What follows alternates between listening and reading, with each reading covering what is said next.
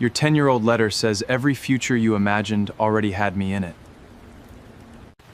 I kept dating women because that was the future I understood. Then why did you spend 10 years calling yourself straight? Because I was afraid. The annulment filing is due in 2 hours. Don't choose me under... I'm not choosing Vegas. I'm choosing the truth. I love you. Before I could answer him, my mind returned to the attorney's office the day before, when a legal deadline and one unexplained envelope first turned our accidental marriage into a choice neither of us could avoid. The marriage is valid. If you want me to challenge it, I need both signatures by 5 tomorrow. The attorney folded his hands across the polished walnut desk, his voice calm enough to make every word land harder. An annulment is not automatic. I can file a joint petition arguing that neither of you had the capacity to consent, but the court will decide whether the evidence supports it. If you do nothing, the marriage remains legally valid unless a court ends it later. My mouth went dry. Across from me, Ryan Brooks leaned back with his arms locked over his chest, staring at the framed Seattle skyline instead of looking at me. That was typical Ryan. Whenever life cornered him, he searched for the horizon rather than the person standing beside him. 16 years of friendship had taught me that much. Ryan, the attorney prompted. He finally turned. His blue eyes held the same confusion I had seen since we woke in our Las Vegas hotel suite the previous morning. I still don't understand how we chose this, he admitted. Neither did I. The chapel had already sent the attorney a copy of its security video. It showed us walking in without help, answering the officiant's questions, laughing, and signing our names. We had been drinking, but the recording did not show two men who could not stand or speak. It showed two 31-year-old men acting as if marrying each other made perfect sense. 1 minute we had been celebrating Ryan's promotion to lead architect with our college friends on the Strip. The next thing either of us clearly remembered was sunlight pouring through oversized curtains, matching platinum bands on our left hands, and a marriage certificate on the nightstand. Ethan Carter, Ryan Brooks, husband and husband. It sounded impossible every time I replayed it. We were not a couple. We had never dated. Ryan had always dated women and called himself straight. I had learned not to examine what his relationships stirred in me. He knew I was gay, but neither of us had ever discussed whether our friendship contained anything more. Nothing about Vegas had been planned. Yet here we were, less than 24 hours after flying home, deciding whether to ask a court to erase a marriage neither of us remembered choosing. We'll give you an answer tomorrow, Ryan said. The attorney nodded. Take the evening. Just understand that I cannot promise the court will treat regret as incapacity. That distinction followed us into the elevator. Outside, late afternoon light flashed across downtown glass while buses sighed at the curb and impatient horns echoed between buildings. We walked toward the parking garage without speaking. Ryan shoved both hands into his jacket pockets. I adjusted the camera backpack hanging from one shoulder. To anyone passing, we looked like two ordinary best friends leaving a business meeting. No one could have guessed we were legally married, or how much our friendship depended on things neither of us had ever said aloud. Halfway across the plaza, Ryan stopped. Ethan. His voice was unusually quiet. I turned. He reached into the inside pocket of his jacket and pulled out a weathered cream envelope. This was under our hotel door after you went downstairs for coffee. My heartbeat stumbled. Across the front, in my grandmother's unmistakable handwriting, were 6 words. Open only after you get married. A smaller note had been clipped to the back. Ryan unfolded it and handed it to me. It was from Marisol, our college friend who had joined the promotion trip. Your grandmother made me promise to deliver this when the condition was finally met. I never imagined it would happen to both of you at once. For several seconds, my fingers refused to move. The envelope looked ordinary, cream-colored and softened around the edges, but my grandmother's handwriting pulled me backward through years I had carefully packed away. She had raised me after my parents died, and she wrote letters for every milestone she worried she might miss. College graduation, my first apartment, my first real photography assignment. She used to say handwritten words could wait more patiently than people. Marisol had. This for 8 years. Ryan asked. I turned over the clipped note and found another paragraph. 2 months before my grandmother died, she had entrusted Marisol with the envelope and made her promise not to mention it until I married. When Marisol saw the photo of our certificate in the group chat, she had slipped the letter beneath our hotel door before catching an early flight home. At the bottom, she had added one more line. Ethan has this letter.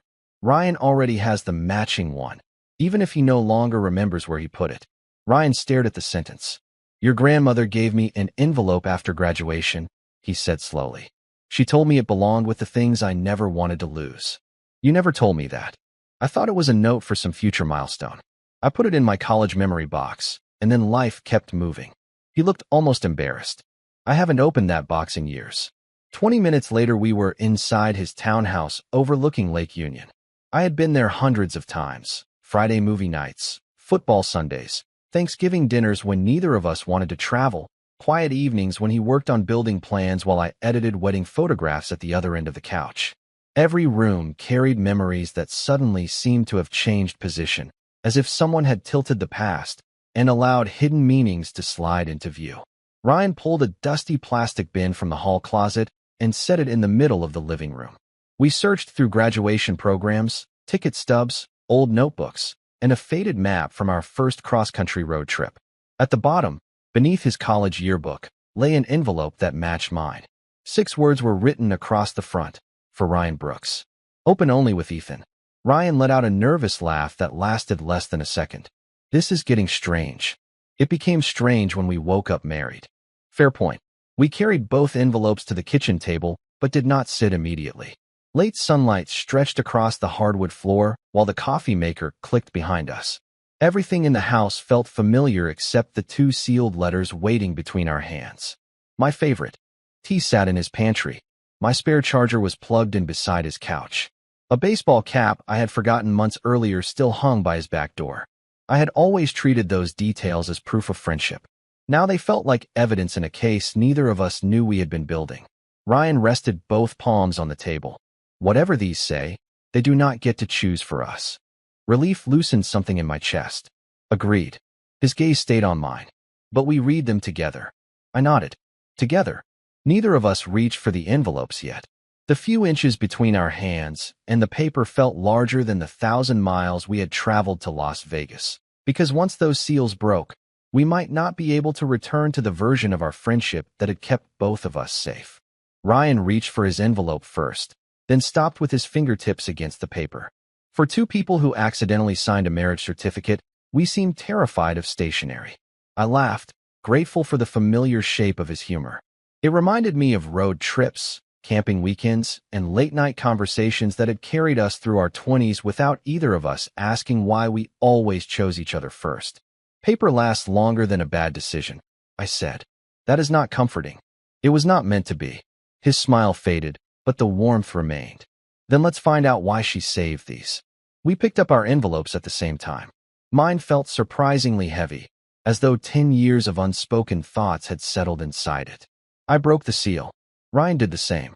For several seconds, the only sound was the old clock above his refrigerator. A folded page rested inside my envelope, along with a small photograph. It showed Ryan and me outside our freshman dorm, both 19, grinning while balancing boxes of books. His arm rested across my shoulders, and my grandmother had written the date beneath the picture, September 3rd, 12 years ago. I looked back at her letter. My dear Ethan, if you are reading this, life has surprised you in a way neither of us could have planned. I hope you are smiling, even if you are also confused. The heart sometimes recognizes a home long before the mind has language for it. Do not dismiss what feels impossible today only because it did not fit yesterday's plans. Some promises are made quietly over years instead of spoken in one afternoon. My vision blurred, and I lowered the page. Ryan was reading his own letter with a crease deepening between his eyebrows. Finally, he looked up. This one is not from your grandmother. Who wrote it? He turned the page so I could see the signature. My own handwriting stared back at me. My chest tightened. Then a memory surfaced, faint but real. A week after graduation, my grandmother had made each of us sit at her kitchen table and write something we were too afraid to say aloud. She had promised to keep the pages until we faced a decision important enough to require complete honesty. I had assumed she meant careers, distance, or the possibility that one of us would marry someone else. I remember writing it now, I said. Not every sentence. just sitting at her table and thinking I could be honest because you would probably never read it. Ryan looked down again. Do you want me to stop? The question mattered more than he could have known. He was giving me a boundary when curiosity could easily have taken it away. I forced myself to breathe. Read the first paragraph. He nodded and spoke softly. If you are reading this with me beside you, something must have changed both our lives. Before either of us decides what comes next, remember every time we chose each other without admitting it was a choice. He stopped exactly where I had asked. At the bottom, beneath my old signature, my grandmother had written, "The rest waits," with his answer. Neither of us smiled. Outside, rain began tapping against the windows, making the kitchen feel smaller and every breath more audible. I returned to my grandmother's letter and found a final sentence beneath her signature. These letters will not tell you what to choose. They will only show you where to begin looking. Ryan folded the page and slid it toward me. Then we look, he said. For the first time that day, his voice held something stronger than confusion. We began with the memory box because it was already open. Between us, Ryan lifted the freshman photograph and smiled faintly.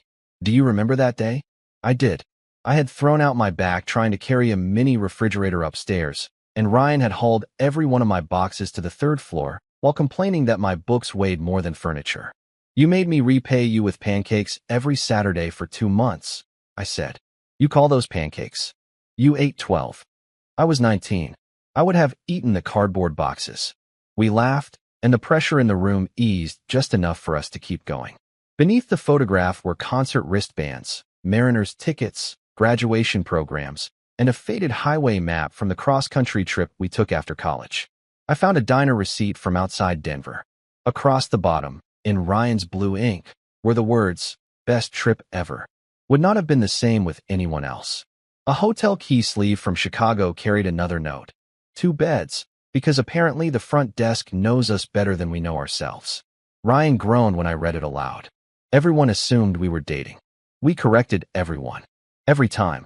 Cashiers had asked whether we wanted one receipt. Hotel clerks had offered a king room. Friends had joked that no one built an entire life around one person unless love was involved. We had laughed because friendship was the safest explanation, and because Ryan's girlfriends and my carefully casual dates seemed to prove it. Yet the objects in front of us told a quieter story. My spare key had been on his ring for 7 years. He was still my emergency contact. I photographed every building he completed. He attended every gallery opening I nearly talked myself out of. None of those acts alone meant romance. Together, they showed how consistently we had made room for each other. Ryan became still over an old birthday card. I broke up with Hannah the week after this, he said. The night before, she asked why every plan I made for the future included you before it included her. I remembered Hannah, kind and perceptive, and the way Ryan had insisted their breakup was about different priorities. What did you tell her? That you were family. His thumb moved along the card's edge. It was true. It just may not have been the whole truth. The admission changed the air between us. I wanted to ask what the rest of the truth might be, but the fear in his expression warned me not to force a definition he had only begun to question. Instead, we continued sorting. At the back of a photo album, behind the final plastic sleeve, Ryan found a smaller envelope sealed with cracked dark blue wax. An embossed symbol of 2 overlapping rings marked the front. The handwriting beneath it belonged to my grandmother. Read only after you have remembered who you have always been to each other. Ryan turned it over. Her initials, EC, were written across the flap, removing any doubt about who had prepared it. She planned more than one letter, he said. She planned a choice, I corrected. She said the letters could not choose for us. He studied me for a moment, then placed the envelope between us. This time neither of us hesitated for long. When Ryan broke the wax, a small silver key slid onto the table with a sound sharp enough to silence us both. The envelope contained one typed page, signed by my grandmother in fading blue ink. Her eyesight had weakened during her final year, but the signature was steady. A narrow strip of tape held the silver key to the paper. Ryan unfolded the page while I moved the scattered photographs aside. If you are reading this together, you have reached the decision I hoped you would face honestly, whatever answer you choose. The key opens a cedar chest stored at Harbor Street Self-Storage, Unit 214. The account is maintained through my estate, and the contents may be released only if Ethan Carter and Ryan Brooks appear together. If either of you arrives alone, access must be denied. Ryan looked up. She paid for a storage unit all these years. I read the attached account line. A small trust covered the annual fee through our 35th birthdays. My grandmother had not left much money, which made the planning feel even more deliberate. She was protecting something, I said, or making sure neither of us could use it without the other. The page continued. Inside the cedar chest is something that belongs to both of you. Before making a legal decision about your future, see what your younger selves believed was worth preserving. Nothing inside obligates you to stay married, fall in love, or become anyone you are not. It asks only that you tell each other the truth before fear tells it for you. That final sentence loosened the unease I had not admitted. My grandmother had noticed more than either of us, but she had not written our ending. She had built a door and left us free to open it. Ryan turned the key between his fingers. Harbor Street closed years ago. He searched the company on his phone and found that it had relocated to the industrial waterfront under the same ownership. Unit numbers and legacy accounts had transferred. The office opened at 8 the next morning. Our attorney wanted an answer by 5 that afternoon. We could go before the appointment, Ryan said. He did not mention that we could also ignore the chest and sign the petition. Do you want to? I asked. He looked around the kitchen at the photographs, letters, and pieces of our shared history. I want to know what I was afraid to say back then. His honesty frightened me more than uncertainty. If the chest revealed that he had once felt something and no longer did, I would have to survive losing a hope I had never allowed myself to claim. If it revealed nothing romantic, I would have to accept that my grandmother had mistaken devotion for desire. And if it confirmed what part of me had always wanted to believe, Ryan might feel trapped by a marriage, a dead woman's expectations, and my silence. We need one rule, I said. Whatever we find, neither of us owes the other an answer inside that storage unit. Ryan nodded immediately. No decisions until we leave. No labels until we are ready. No using Vegas as proof of anything. And no pretending the letters do not matter. Agreed. He extended his hand across the table, the same simple gesture that had preceded every road trip and difficult promise of our friendship. I placed my hand in his. The platinum bands touched with a quiet click. For the first time since waking in Las Vegas, neither of us spoke about undoing the marriage. We talked instead about how to face the truth without letting an accident decide what that truth had to mean. The next morning arrived under low gray clouds that turned Seattle into a watercolor of glass, rain, and empty streets. Ryan parked outside my apartment just after 8 without sending his usual message. Somehow I knew he was there before I looked through the window. Some routines survived even the strangest week. During the drive, neither of us turned on the radio. The silver key rested in the center console, catching faint light at every intersection. It looked impossibly small for something capable of opening a version of our lives we had never examined. Harbor Street Self-Storage now occupied a modern building near the industrial waterfront, with climate-controlled corridors and rows of bright blue doors. Inside the office, a silver-haired manager greeted us. Ryan placed the letter and key on the counter. We're here about Legacy Unit 214. She adjusted her glasses, read the signature, and asked for our identification. When she entered our names, recognition crossed her face. She opened a locked drawer and removed an old leather binder. The page inside held copies of my grandmother's instructions, the trust account, and both of our birth dates. Nothing supernatural. Nothing improvised after Vegas. She had arranged it 8 years earlier and required the company to verify that we were adults and present by choice. The instructions are unusually specific, the manager said. I am to release the inner chest only when both of you appear together with the original key. Either of you may leave at any time. Ryan glanced at me. Still want to go in? Yes. My answer came without hesitation. The manager led us down a quiet corridor and unlocked the outer unit, then stepped back. Everything beyond this door belongs jointly to you. The storage space was small. A single cedar chest rested on a wooden table beneath a soft overhead light. There was no furniture, no stack of forgotten belongings, only the polished box and 2 chairs positioned a respectful distance apart. Ryan inserted the silver key into the brass lock. It turned easily. We lifted the lid together. Inside lay a folded navy blanket, 2 friendship bracelets woven from faded blue and gray thread, a packet of developed photographs with their negatives, and a thick envelope marked Ethan and Ryan. Read together. Read honestly.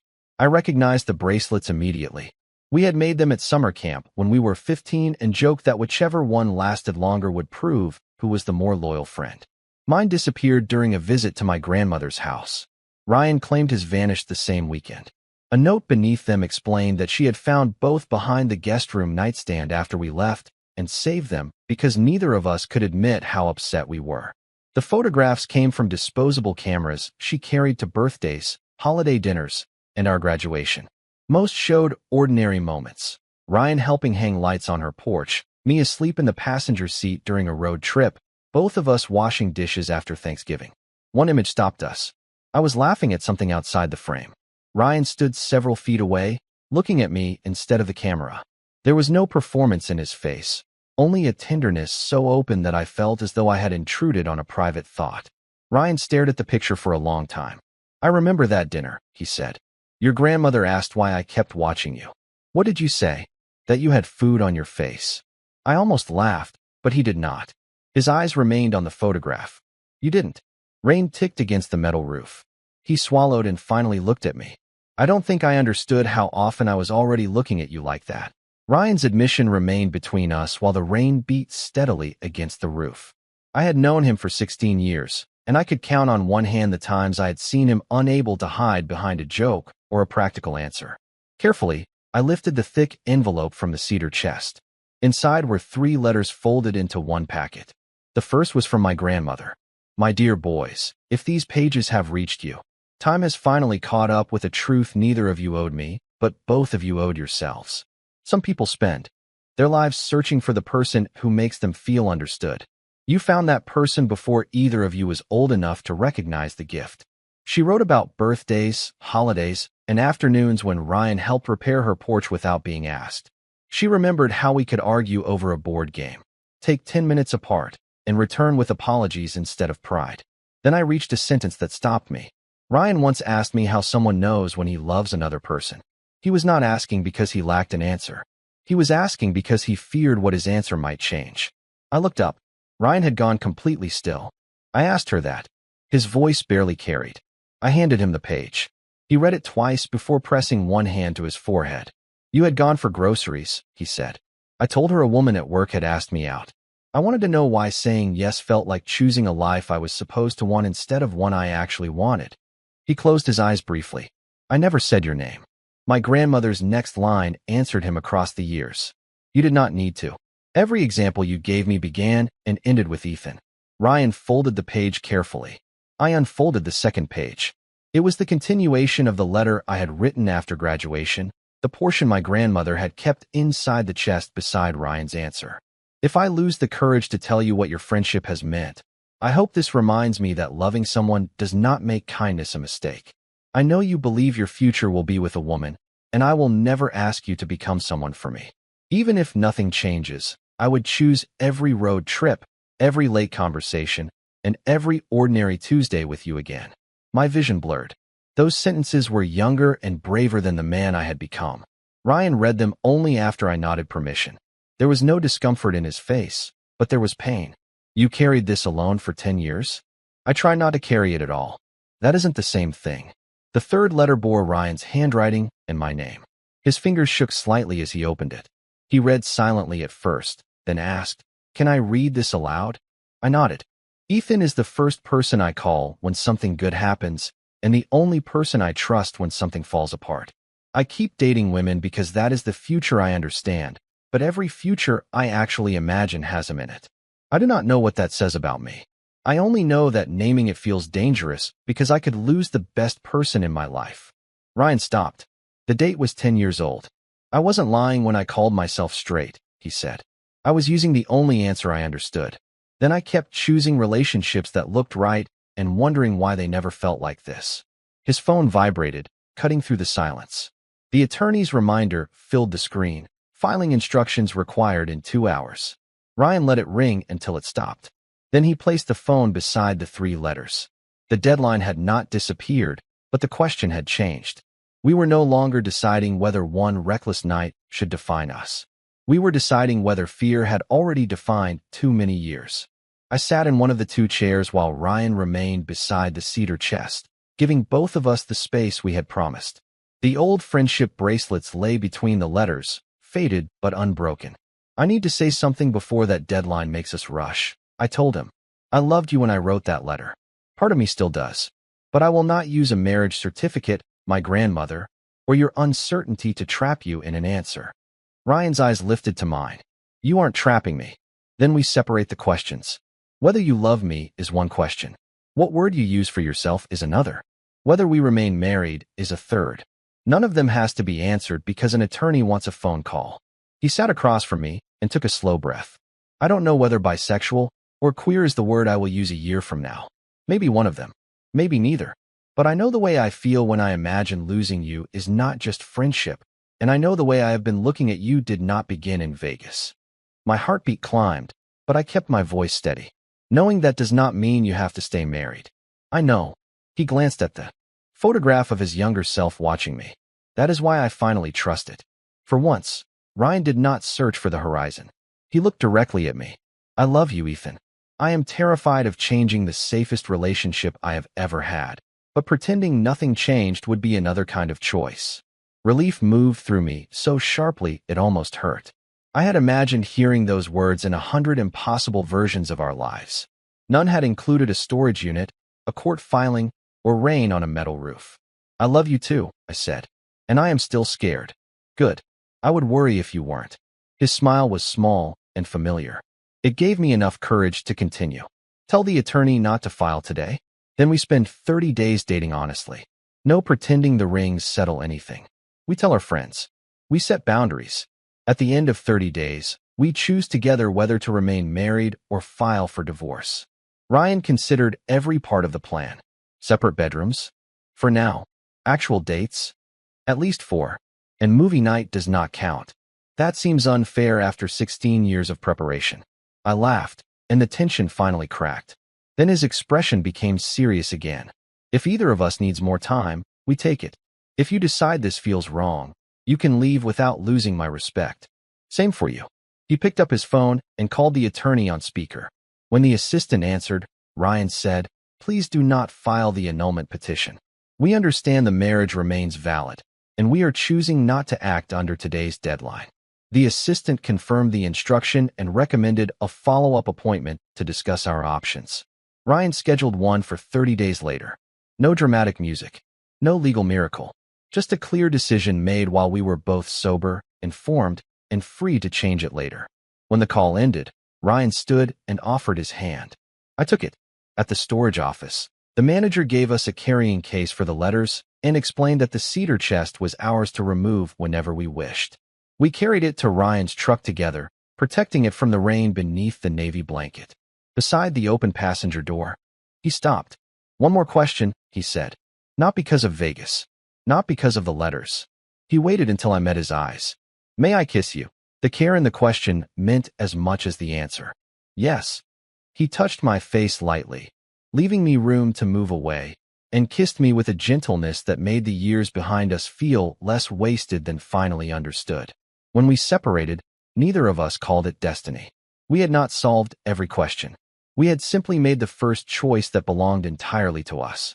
3 years later, the cedar chest rested on a bookshelf in the living room of the home Ryan and I shared above Puget Sound. We never treated it as a shrine or proof that our future had been predetermined. It held evidence of who we had been, not instructions for who we had to become. The 30 days after the storage unit were awkward, honest, and better than any romantic fantasy I had once built in silence. Our first official date ended with Ryan admitting he had planned 3 backup restaurants. Our second became a 4-hour walk because neither of us wanted to go home. We told our closest friends together. Marisol cried, apologized for sliding the envelope beneath the hotel door without warning, and then reminded us that she had kept a promise, not arranged our marriage. We met with the attorney after 30 days and told him we had chosen to remain married. 6 months later, we returned to Las Vegas on purpose. There was no blurred memory, no group dare, and no question about consent. In a small daylight ceremony, We renewed our vows before the friends who had witnessed our accidental beginning. This time Ryan looked directly at me when he promised to keep choosing the truth, especially when it frightened him. I promised never to mistake silence for protection again. Our platinum bands stayed on our hands because we had selected them twice, once without understanding and once with complete intention. Life afterward became wonderfully ordinary. Ryan continued designing buildings meant to outlast us. I traveled as a photographer, documenting families, graduations, weddings, and quiet moments people often overlooked. Every Friday, we ordered takeout from the same neighborhood restaurant. Every Sunday, Ryan made pancakes that were somehow worse than the ones I had cooked in college, and every Sunday, I told him they were improving. We argued, apologized, learned the limits of sharing a closet, and protected time for separate friends and separate ambitions. Love did not erase our individuality. It gave both of us a safer place from which to grow. On our third anniversary, we opened the last envelope from the cedar chest. My grandmother had labeled it clearly, "Open together after 3 years, only if you are still choosing each other." Her familiar handwriting filled a single page. If you are reading this, I was right about one thing and may have been wrong about many others. I never knew what shape your relationship would take, and I did not need to know. I only saw two people practicing loyalty, patience, and tenderness before either had the courage to name them. Do not measure your story by how unexpectedly it began. Measure it by how freely you continue it. Ryan reached for my hand when we finished. There was nothing left to solve, but there was still something worth saying. He placed a fresh envelope inside the chest. Another secret? I asked. No, a check-in.